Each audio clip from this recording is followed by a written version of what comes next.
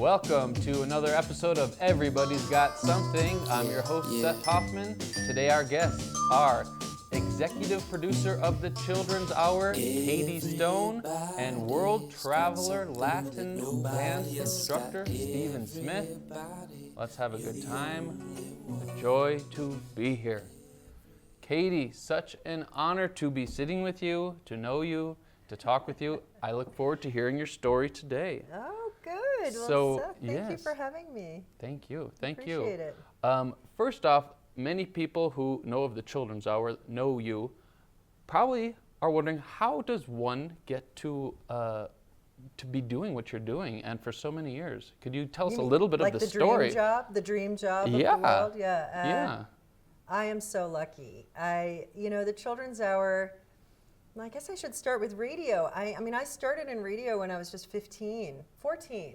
And when you were a child, was that something you would have seen? Was like, oh, I bet she'll be in radio, or how did you come upon it? No. I happened to attend a high school that was very progressive, and it had a little 10-watt radio station and a man who was a radio aficionado. And where are we? Which city? This Can is you in the paint the suburbs picture? of Chicago, and our little WDGC of Downers Grove North. And I had a heavy metal radio show. I know that's probably really surprising. And was that by your choice, or there was the show and they needed a host? Or you're like, I need a venue for my heavy metal I radio was show. new. I was the youngest, so I was kind of like filling in for people and doing their shows. So it was probably a pretty terrible heavy metal show for people who actually like heavy metal. Okay. Had a little punk rock show for a while. Like where you would play the music? Would you interview people play the music. also? Oh, no. Okay. This is like low budget.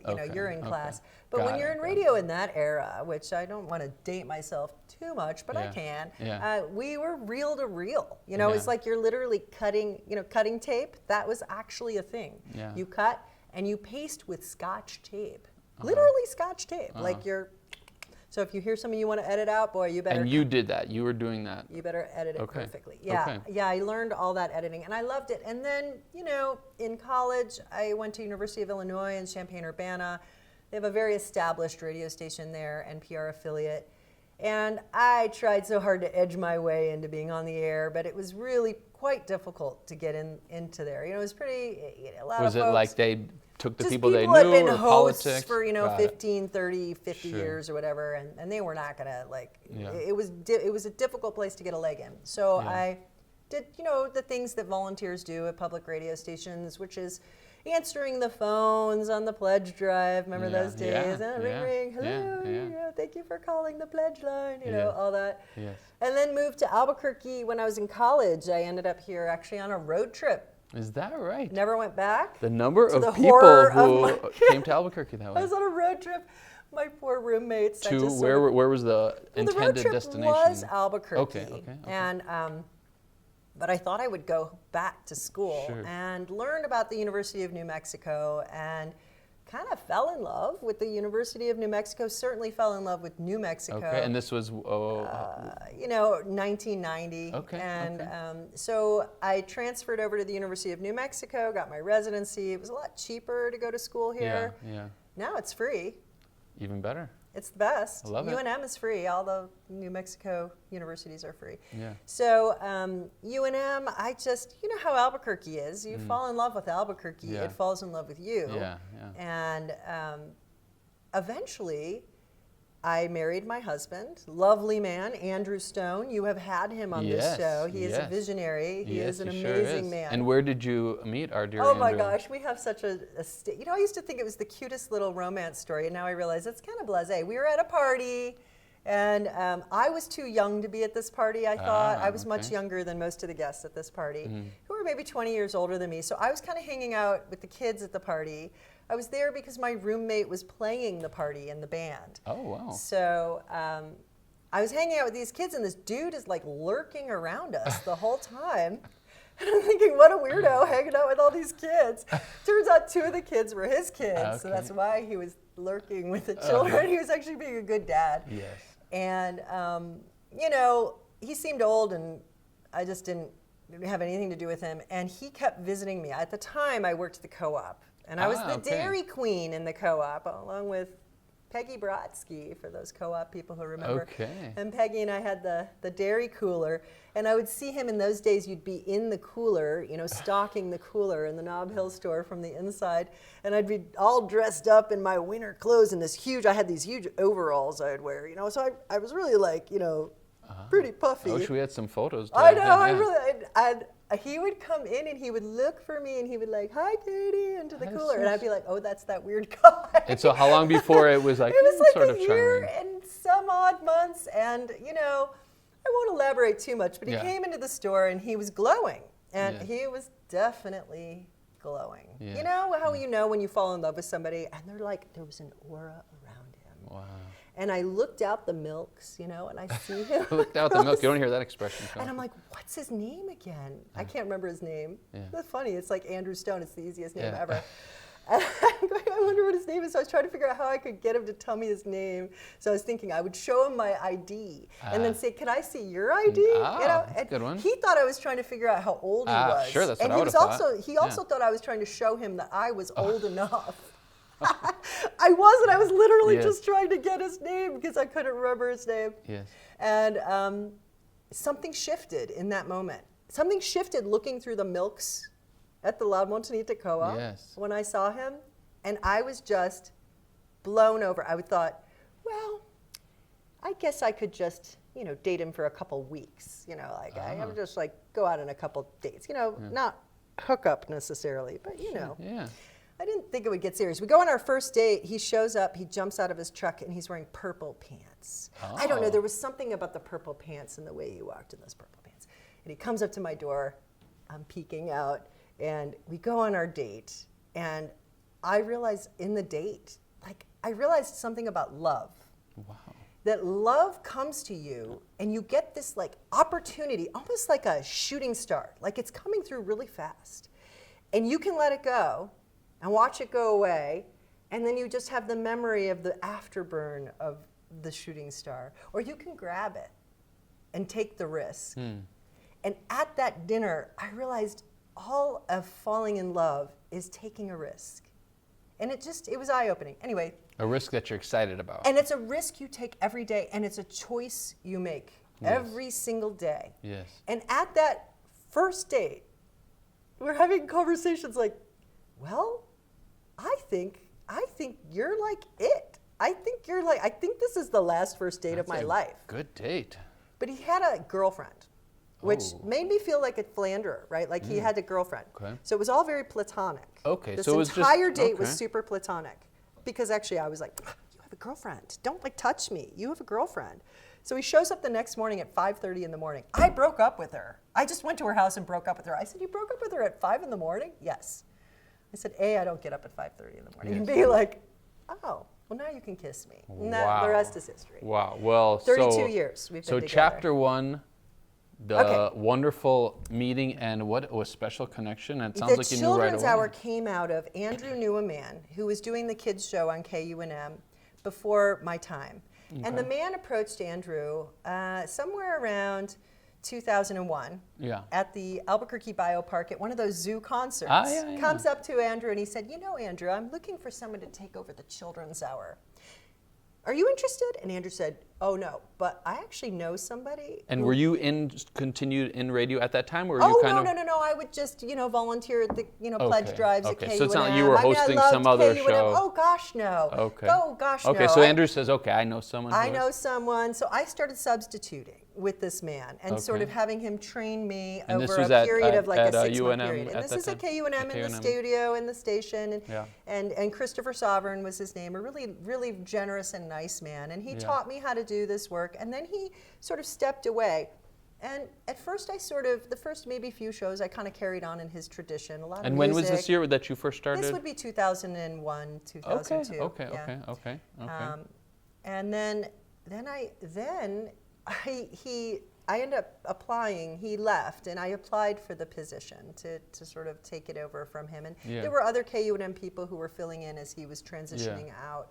And I was shocked that I actually got it out of the other people because some had more experience at KUNM. But did it feel right? Was it like a shoe that fit? You're like, oh, this, or was totally. And I had such a vision, and I told that to KUNM. I had a vision for how a children's program could really open the doors and be a place for children. Yeah. Not just for you to talk to children or Yeah. play music for families or whatever, but to be a place for children. And so within a few years, I had my first co-host, Evan Molson, and then Jenna Ritchie and Luna Natoli. And I mean, it just went on. And that little trio became so magnificent. Yeah. I don't know if you remember that. I do. They all got trained in the engineering. So I remember the first time when I was on the show, I was like, these kids are I know, they engineering ran the show. everything. I mean, I trained them, and they were probably like 11. I know. I and thought 12. like, oh, that's so cute. They're doing it. I'm like, oh, they're really doing it. And then I would go on vacation, Yeah. and they would like run the show. And I mean, that might be news to KUNM. And but they were so good. They were so capable, Yeah. and they really, really taught me about trust and trusting kids to do the right thing, and trusting kids with the power of their voice and what they can do. And so since then, I've worked with generations of kids. Most kids stick with me on my kids crew for years, as you know. And think what that does to their confidence, what they take. Oh, some with go them into in their radio. life. Yeah. Some have become, Jenna became an attorney. She's doing fantastic work actually for the federal government as a federal attorney. And Evan's on my board of directors. And the folks go on. I have another student who I worked with for years. He has a radio. He always loved trains. And Avery, for folks who listen, always loved trains. And Avery ended up becoming a conductor up in Durango of an actual one of those old crazy trains. And he Living the dream. And he has a radio show. And I'm like, oh, that's just the way it goes. So I think what happens is you teach kids that their voice has meaning just by modeling your voice has meaning. Yeah. You do this in your music. When you joined me on the radio decades ago. Yeah, yeah. I saw you play a song called Ode to Teachers at one of your concerts. Yes. And it was such a beautiful song, fantastic, magnificent song. So I asked you to come into the station and play it on the air live. And you immediately, in the same way, opened your doors to these other people. So anyway, fast forward, the Children's Hour is now syndicated around the world. We're on almost 200 radio stations. I'm the most syndicated public radio show for children, I think, maybe ever. That's incredible. And some people call me the Mr. Rogers of public radio, which I'm so honored because I love Mr. Rogers. I love Mr. Rogers too. And as a child, it was my dream to join Sesame Street. Is that right? And when I disclosed my dream, I was somewhere around 5th grade, it was like, what do you want to do when you grow up? And I couldn't wait to tell everyone that I wanted to go work and I wanted to be on Sesame Street. And the laughter. Like to be like Louise Maria's friend, right, like one of those the people. mocking laughter from the children made me squash that dream down. Like, I am never going to tell anyone this dream because this dream is silly and stupid. And what I learned was I didn't really ever let go of the dream. It was always there lurking. And at some point, when the opportunity came to me to actually come back into the world of media and this opportunity, I realized, oh my gosh, it's your childhood dream is coming. It's not manifesting. You're not on Sesame Street necessarily, although You've created your own I've Sesame interviewed Street, people on Sesame Street a lot, and they've invited me to Sesame Street, so to visit, not to speak. But but I absolutely feel like it's about believing in your own dreams. Yeah. And that's how I have my dream job. We became a nonprofit in 2018. Amazing. And, raised money through grants and generous listeners who recognize that public broadcasting is funded really by listeners. And, frankly, it's at risk right now in our current situation politically. So it's more important than ever to help public media like your station here, and all the public broadcasting is really at risk right now. So anyway, I feel well positioned to do the thing I love. I get to learn so much, and I hope listeners do too, about every topic ever. Like, did you know that every day we fart a quart of farts? I mean, I thought that was just me. I didn't know. It's everybody farts a quart. You fart a quart of farts a day. And in space, those poor astronauts, I think I can do better than that even. They fart even more in space. And it never goes away. Now, this is the kind of stuff you want to listen to, this is like, who would have known this? But then you can't help it. It paints a picture. You're thinking like, what does a quart bottle look like, and filling it up. Right. So in addition to all the things you learn, I mean, just because I've listened to the show many times, I've been on fortunately a handful, and just the wide array of topics The other amazing thing is the guests you have had. You've had some pretty special, I mean... Temple Grandin, Barbara Kingsolver, Weird Al, is that right? Weird Al Yankovic 3 times. Barbara, wait, did I say that? We just had William Shatner. We just talked to him. Oh my. Yeah, that hasn't been released yet, but listeners will hear that. We've had Dr. Fauci in the middle of the pandemic. You know, people were really concerned about, you know, what was happening, and kids were really concerned. So he was on, like, he was on the show. Yeah, he was on the show, and we just we released a show last year on the moon where we talked to the Artemis astronaut Commander Wiseman, who's leading the Artemis missions to the moon. We get to talk to amazing people. We get to have in the room with our kids or on, you know, a Zoom. We have a hybrid recording model where some of the kids are on Zoom. And this from COVID kind of opened that world, yes, or even COVID, before you're doing that? COVID changed or? everything. Yeah, we had to flip on a dime in COVID. I produce 52 radio shows a year, every year since 2002 officially all the way, every single year. So every year when you do that many, when the COVID lockdown happened, I saw immediately I had to change. We recorded at Outpost, we were at a live show at Outpost on March 7th, 2020. March 8th, I said to myself, that was the last live show for a long time. And we actually stopped doing live radio, which is, I know it seems live, but because we're syndicated, we're all over the world and we're all over the nation. And we're distributed by Native Voice One, the Native American Broadcast Network, and that has a long history around it. But we did have to flip on a dime, and so that made me go into this hybrid recording model, which is actually extremely complex, but we figured it out. Because during COVID, we made a musical. I saw the kids getting really, really depressed during COVID online. I could see half were thriving, half were not.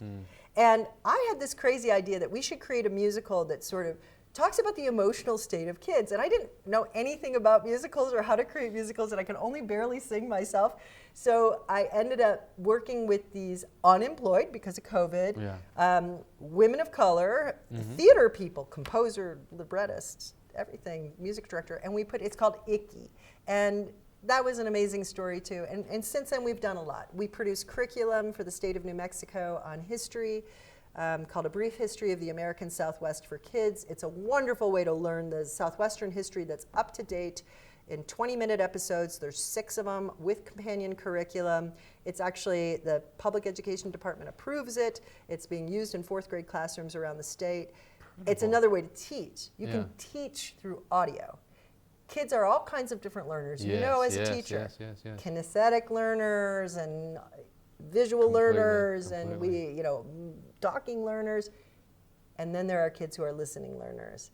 And I do believe that teachers have a lot of tools they can use. We have a lot of learning guides at our site for teachers to help teach complex topics, but using a fun interface. Learn about squids. You're learning about biology, but you're learning about it through squids. You're learning about, kindness and being kind to each other, but you're learning about it through different vectors. We have a show on kindness that has companion curriculum to try to reduce bullying and open up the doors of empathy for children. So anyway. So when you first started, did you have any idea how far and how wide this show? I mean, even in the back of your mind, or would that be cool? Or you just sort of followed I want to open the the doors to kids. I really didn't know what that meant. I wanted to open the doors to. I felt that public broadcasting is public. I just have a very strong feeling about we all share these airwaves. It's the difference between commercial. And so if we share, we have open. So the Children's Hour Kids Crew, there's no fee to be in the Children's Hour Kids Crew. There never has been. I would never charge for something like that. We get grant funding to support that, and the city supports that. But the kids themselves, it's a free program, after-school program. We meet once a week. These days we meet during the school year to record our shows. But no, I had no vision. I just, as things rolled along, somebody would say something to me and it would trigger a thought. A teacher once said to me, I use your shows in the classroom. I tape them. This is back in like the cassette days. I record them on a cassette player and I bring it into the class and we play your things to teach about, volcanoes or whatever. And it got me thinking, well, I could help teachers. I could do that. Let me ask you, did you have someone like an inspiration? Is there someone you can think of in your life? Because you're someone who, there's no limit to what you can do. You know, I have these guests, you know, some people are like, oh, I can't do that. You're an I can and I will person, I get from you. Yes. Is there someone who modeled that or planted that seed, or anyone you can, you know, whether they're still in this world, or if you can think of just someone who you say like, wow, this is one of the people who planted that. Well, professionally, I always loved Jim Henson. You know, I was, and Mr. Rogers. I was very influenced by them. I'm a first generation of Sesame Street, so they were experimenting on us. It worked. Yeah. But really, personally, it was my mom. My mom, I was born during a time when I was born, my mom temporarily died. She had a lot of blood loss. I was the fourth of 4 kids. Wow. And she went flatline. And she tells me her perspective. I heard her perspective of this story. And her perspective is, I saw a very warm light. And I felt myself going to, and I felt so loved and warm. Wow. And then I remembered I just had a baby. And this baby has red hair. That's all she remembered. And instantly she was back in her body. And they gave me to her. They brought her back. They gave me to her. And she tells me this story as I'm growing up. And the way I interpreted the story is not, oh, you almost killed your mother. Yeah. It was really like, I interpreted it as, I have some purpose. Yes. I have to do something because I was saved. My mother was saved for me. Wow. And my mother always made me believe that women can do anything. I grew up in a single mom. My dad shortly left after I was born, a couple years later. Yeah. And so I grew up in all like a matriarchy. Yes. And so I really have always believed that women can do anything, and that all we need is the chutzpah. We need the inner sense of self to be fearless and go for it. Yeah. And so I've been fearless and going for it all my life. So your mother, and is your mother still in the world? Oh, I love my mother. I talk to my mother every day. What's your mother's name? Patricia Gronke. Patricia Gronke, we thank you so much for bringing this amazing woman and force into the world, and all that you are doing for so many, and all that you inspire. Oh, Seth, thank you. Thank you for that. It's just an honor to get to sit and talk with you and hear part of the story, and just I feel inspired, you know, as someone who has a new show and doing things, just to not let there be limits and just continue to be excited about it. And your enthusiasm is contagious to anyone who meets you. And any last closing words before we you just have to believe, believe. Our dreams are crazy. I give a talk to the city of Albuquerque Mayor's Creative Youth Corps every year. I'm very lucky. And the theme of the talk is always, your dreams aren't stupid.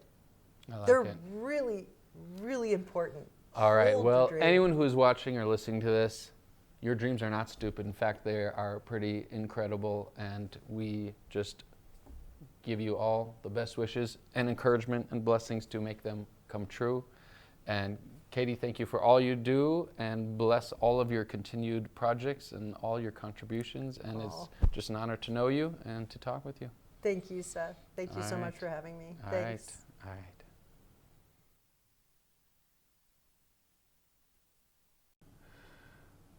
All right, Stephen Smith, it is a pleasure to be with you. We've known each other a long time, and since we've known each other, you have been in many parts of the world doing many things. I wonder if you could just tell us a little bit about who you are and a little bit about your story. Well, first of all, I'm really excited to be here with you, Seth. Thank you. Yeah. I'm happy that we're living in the same state again. Yes. After all these years. Yes. Yeah. Yes. And congratulations on your 27th episode of this show. Thank you very much. 3 times 3 times 3, 3 cubed show. Yes. So yeah, I grew up, we have a ton of things in common. Sure, we can start with what we have in common. Know that. Okay, Seth and I, first of all, we met on a blind date, basically. Tennis date, to be. Yes. A friend of mine said, oh, I know somebody that knows, that plays tennis, and then we had our first tennis match, and we discovered that we're both from Wisconsin. We both grew up in Wisconsin. We both love racket sports, especially tennis and ping pong. Both of our dads are dentists. We're both studying to be bilingual educators, elementary educators. And then... And we both done a bit of traveling. We lived in some places in the world. Yeah, and then I was living in Argentina at the same time you were living in Chile. We're both tall, dark, handsome guys. Yeah, so you want to know a little bit about my journey? So we're both from Wisconsin. We met in New Mexico, but from the time how about let's go from the time you left New Mexico till the time you returned to New Mexico. Yeah. Tell us a little bit what happened. Where have you been? What have you been up to? Yeah, well, ever since I grew up, I knew I wanted to travel because I had older siblings that had done a lot of backpacking and things, and they were my idols.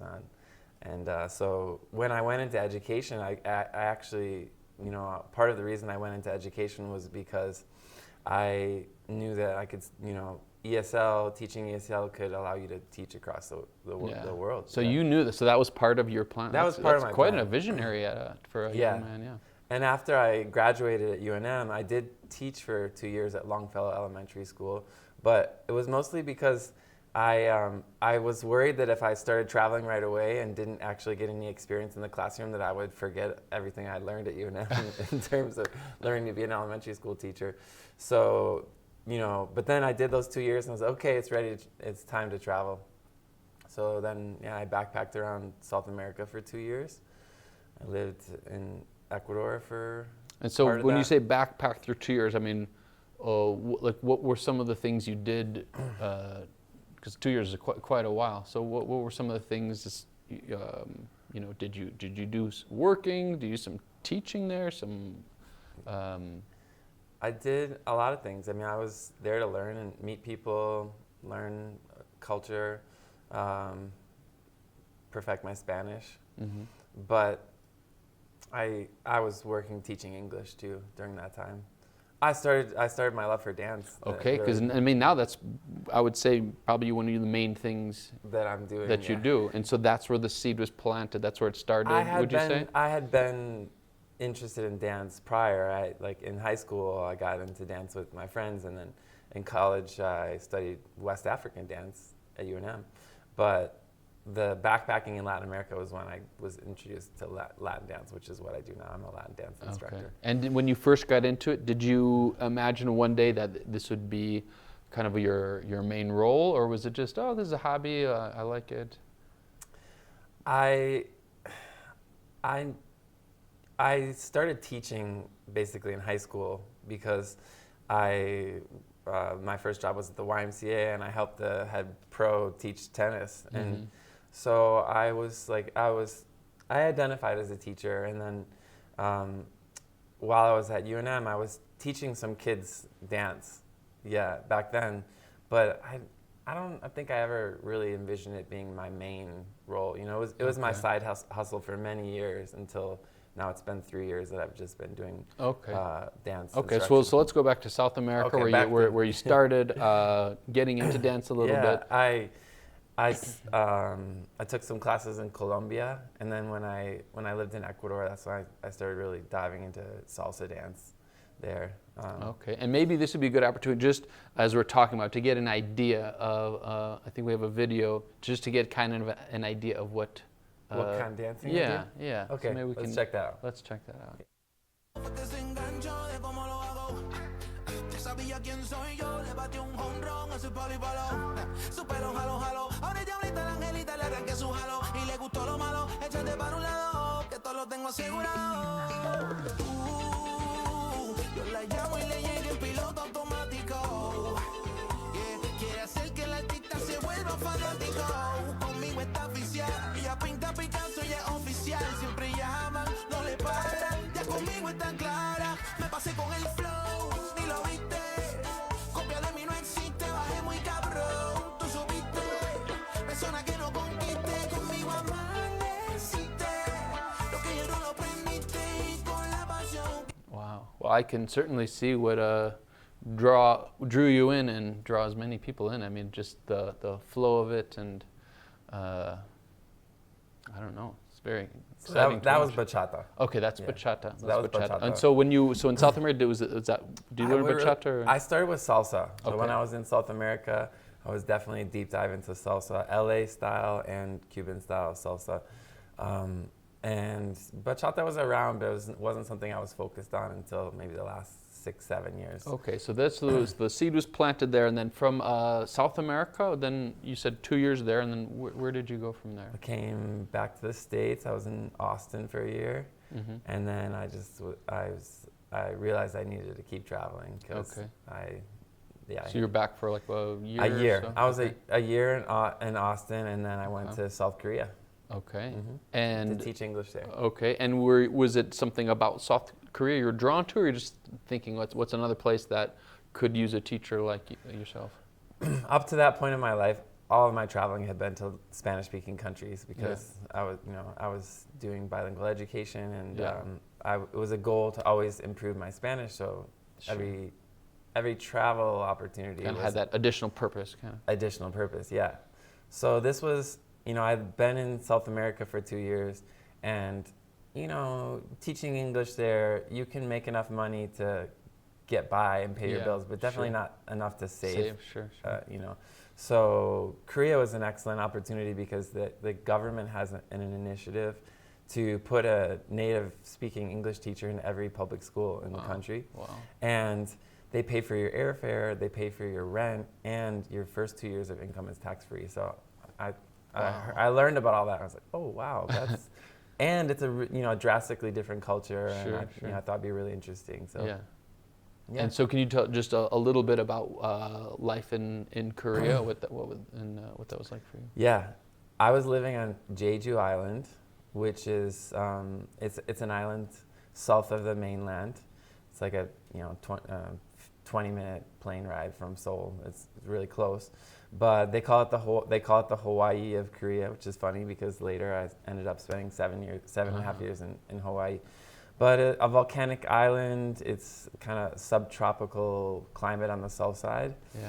And they're famous for, maybe people have heard about the Haenyeo, the grandmothers of the sea. There's a lot of documentaries about them, but free diving is a big part of the culture there, and it's traditionally the free divers are women that hold this profession where they harvest, abalone and different shellfish, seaweed, octopus, and things like that. That's a really interesting part of their culture. And you got it. You got to do I learned some free diving, and I got to observe the Haenyeo up close. But Korea is a really interesting. We have such a individualistic society here, and it's so communal there. I think it's really fascinating that they don't use the word "my" in many contexts where we would use the word "my." Interesting. What For example, if you're with a child and they walk by their school, they wouldn't say that's my school. They would say that's our school, because in their mind that the school is not just theirs; it's all their classmates as well. Or they wouldn't say that's my dad. They would say that's our dad, because it's the father of the family. Even if they were an only child. I don't know. Maybe because... Or maybe it's still even beyond that. It's sort of like it's still not just our, it's like our, Yeah. Well, in any case, those are examples. And, there's so many protocol in Korea for the proper way to do things that I think it's a little bit more structured than we have in our more individualized was that something society. that was difficult to adjust to, or was it kind of a charming difference, or what was that different way like for you? It was just really interesting to learn about it.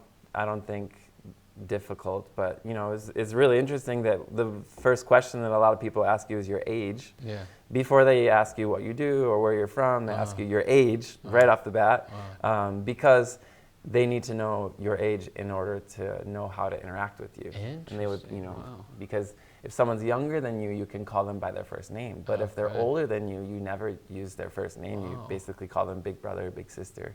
Wow. Yeah. And okay, so you were there for that's a good amount of time. 3 years to be someplace. Yeah. When I left, I had the Korean of like a 2-year-old, 2.5-year-old maybe. Well, still, that's pretty impressive, because that's obviously nothing like English or Spanish. It's a completely new language. And so was there a part of you that felt like staying longer, or you knew, okay, my time here is done? And what was that helped your next step? I came back really just because I miss my family, and Yeah. my parents are, I'm the youngest of 6 kids, so my parents are getting up there in age. They were getting up there in age, I felt, when I came back, and I just, I wanted to be closer to them. Okay, so Yeah. after Korea, you came back to, you were near them? I went back to live another year in Austin. Okay. Because they're just north of Austin. Okay. And then, more adventures ensued. I ended up in Hawaii. And soon after you got back, you said, okay, I need to. I said I did Great another to see year. my parents. I missed you, but okay, now. Well, I felt, I stayed in the United States since then. Yeah. So Yeah. it was a little, they've been more accessible. Not I've necessarily seen them more often. continental, but. And so, Yeah, so I how did did go you? to- So then, what drew you? How did you end up in Hawaii? Was there a job opportunity, or you just thought, I'm interested in going? How did you? It was the free diving. I got really Is into that right? Yeah. Wow. Yeah, I got really into spearfishing when I was in Korea, and I missed that. I missed the ocean, and so I was looking. Okay, where can I be a little bit closer? Yeah. Good compromise. Hawaii is not super close, but Okay. where can I be? In the United States and have good access to great diving. Yeah. So I went to Maui. Wow. And you had because you really got into the Latin dance scene there. You created an incredible community there. Is that something you had in mind you might do when you were there, or did you, once you were there, thought, oh, there's an opportunity here? Yeah, I started my first time really teaching Latin dance was while I was in Korea, because the style of salsa that I was most interested in at the time, rueda de casino. Casino is Cuban style salsa dancing, and the rueda is when it's danced in a round. Right. And it's really fun because you have one person that's a caller, kind of like Square dancing, kind of, or contra dancing. Yeah, we sometimes we say sexy square dancing, but but yeah, and so there's a caller who's calling the moves, and a lot of the moves require that you change partners as part of the move. So everyone's changing partner at the same time, and there's a lot of laughing. There's a sense of togetherness in that dance that you don't have in other styles, because in most other styles you're just dancing with one person. In this style, you are dancing with one person, but you have the circle. That sounds so. By the end, you feel like you really know the room. You've experienced it together. Yeah, you all are laughing and sharing the energy together. So that's incredible. Yeah, so I started teaching that style in Korea, and by the time I left, I'd been teaching for 2.5 years, and I was okay. This is another sort of tool in my tool belt, and it's a fun way to bring people together, and. So yeah, I kind of knew that I wanted to do that And so there you were, and why you were doing some teaching in a school, like teaching. I was teaching Spanish. high school Spanish. And so there's a point where you realized, okay, one of these paths spoke to you more, or how did because do you see yourself teaching in the classroom again, or does it feel like that ran its course and now you're doing more what feels right? I think I'll probably end up back in the classroom at some point, public or private. But when I decided to go full-time dance instructor, it was just the community that I had been helping to create there was getting so big, and I was doing salsa. I was teaching salsa once a week and bachata once a week, and then I was doing these socials on the weekends. And I just thought, if I maybe invest a little bit more time into the dancing, that could be, how I make my living. It was kind of a dream, the entrepreneurial path that I'd never really been fully in. Yeah. And so that was just, I feel like I'm having a fun sabbatical really right now. Okay. And maybe it'll be a 10-year sabbatical, but I feel proud and really satisfied by the work. I mean, to me, anytime someone takes something you love and you manage to make it such a part of your life that can sustain you. Yeah. And tell us, you being back in the continental America, you've done quite a bit of traveling with your teaching. Can you tell us a bit about your recent journey that you've been on? Yeah. Well, after 7.5 years on Maui, I moved back to the mainland this January. and I was in Orlando for a little bit, but Orlando didn't quite suit my personality, I don't think. So then I was trying to figure out where in the mainland I would want to live next. Yeah. And I decided that I would take a road trip to kind of scope out some places, and during that road trip I was teaching dance the whole time. So I mean, that's amazing. So some people just take a road trip, but you managed to set something up in how many cities? yeah, I taught bachata dance in 24 cities in 12 states. So Over how much time? 2.5 months. It was a lot of driving. Incredible. That was really fun. I met so many cool people. I got to experience a lot of different dance communities around. Every community is a little different, and, but people are so sweet, and people just love dancing everywhere. Wow, amazing, amazing. And so, someone who has, it's interesting because you are very much a family person too. You mentioned your family a number of times, and they're very close to you, but also you're a traveler at heart, and you're in many places. Does it ever feel like a conflict, or do you think it can kind of work as long as you check back with your family every so often? Or do you have something that you are hoping, this is how I hope it not ends up, but like the next step? Like what would be in a perfect world for you? What would that look like?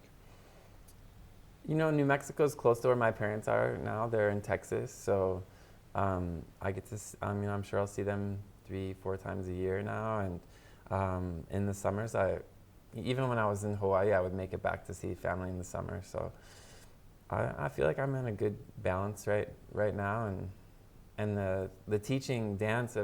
I got to spend quite a bit of time in Wisconsin this summer because I taught in Milwaukee and Madison and a couple of other cities further north. So it's working out. So Wisconsin and Texas are kind of the hub of my family. Yeah. And here I am in New Mexico for the time being. It's good middle ground. Yeah. Okay. And so, what would you tell someone who doesn't know anything about dance? If someone says, like, what is so exciting? You've talked a little bit about kind of the community and the good, good spirit of it all. But what is it? What is it to you? Like, what is it that kind of holds you with it that just makes you love it so much? Yeah, that's a good question. Thank you. I think most people know the answer. I think everybody's played around with dance in some way, even if they don't identify as a dancer. Everyone wiggles their butt a little bit in the kitchen, and it brings everyone joy. Even if they don't want to admit to people, or when and they're in a public setting. I don't dance.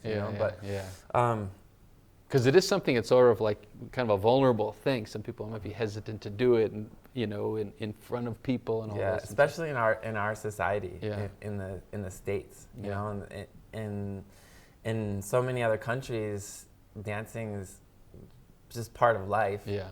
Especially in Latin America. Yeah. But okay, so if I had to sell dance to someone, why should you try, especially partner dancing? Sure. It's a really great way to be healthy, move your body. We need to move our bodies to be healthy. It's a great way to meet people. In our society, there's a lot of people who feel alone. Totally. And social dancing, so many of the Latin dances are social dances, meaning that you for example, salsa, bachata, you go out to a bar where they're having a salsa social dance, and you walk up to anyone and you say, "Would you like to dance with me?" And so you can come alone. You don't have to have you a don't partner. have to have a partner. It's really great for that, and everyone is enjoying this with you. And in what other context can you walk up to a stranger and say, "Hello, would you like to spend the next 3 minutes with me, hanging out, jamming?" And from what it looks like, it looks fairly intimate. I know it's not that's just part of it, but I mean, most people are not that close to other human beings, especially that they don't know. And so here you're suddenly sharing a special. Yeah, and humans need that. Yeah. I don't know what the study is, but how many hugs are you supposed to have a day for your immune system? And so I always tell myself, especially when I taught high school, we would do 1 day of dance per quarter. Yeah. And there was always, when I was teaching to the high school students, it would be 1/3 of the class who loved it. And then I feel like 2/3 of the class who would maybe like say that they didn't love it, but actually loved it. But I always tell my high school students, you know, if you move to a new city, you know, anywhere in the world, any major city has salsa and bachata. You go out, it's the easiest way to make a new group of friends. You know, incredible. And so there must be such a range of levels. So what I'm just thinking, you know, say they're like, oh, I know a little bit, but I can't go. These people are probably all, you know, experts or something. Is there anything like that? Oh, I don't want to dance with the new guy who doesn't know it, or is it a very welcome? I mean, I imagine it varies from place to place, but it does vary from place to place. But generally, there's the dance and there's there's socials I was talking about. But then there's a community that grows around that, you know, and it's generally people that they don't just see each other dance. They go and have potlucks together, and they go on hikes together. It's a community that forms around the dance, and because of that, there's this, I think, a consciousness of like everyone kind of remembers what it was like to enter the scene when they were the new person, and they had a little bit of nervousness and anxiety about dancing with people above their level. So remembering that time, I think the people who are, you know, who hold the basket of the community remember that, and it causes them to take extra efforts to be welcoming, to take the time to dance with the new people, to bring them in. So I imagine your role, in addition to teaching actual dance, is you're kind of setting the tone for these other things you're talking about. As well. Know, I want the dance scene to be a welcoming place, and everyone to feel safe, and a place where we can come and celebrate life.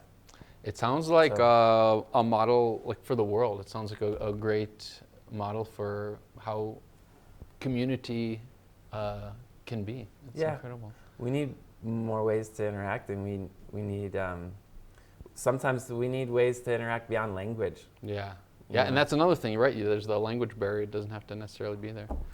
Well, Stephen, this is incredible. Your life is very inspiring, just as far as all the different chapters and the different places you've gone. It takes a lot of courage and a lot of jumping into the unknown. Your life is also very inspiring, Seth. Thank you very much. Someday we need to have you as the host of your show, and maybe I can be. All right. You as the guest, and I can be the host. We'll plan. We will plan for that sometime. But I thank you for sharing your story and for all the gift I know you give to anyone who comes to your dance class. I know you give them a true gift, and I just wish you continued success and continued joy. And I'm just so glad you're in New Mexico for this chapter. See you more often. Yeah. But check out this guy's dance class. Tuesdays in Santa Fe. Okay. Wednesdays in Taos, and Thursdays in Los Alamos. All right. So when we post the show, we'll put the links too, and so people can find the schedules. They'll know how to get a hold of you. Cool. And it's an honor to know you all these years, and a joy to talk to you. And I wish you all the best, my dear friend. Thank you. Love you, Seth. Love you, Stephen. All right. All the best to all of you out there. Do what you love, and see you next time.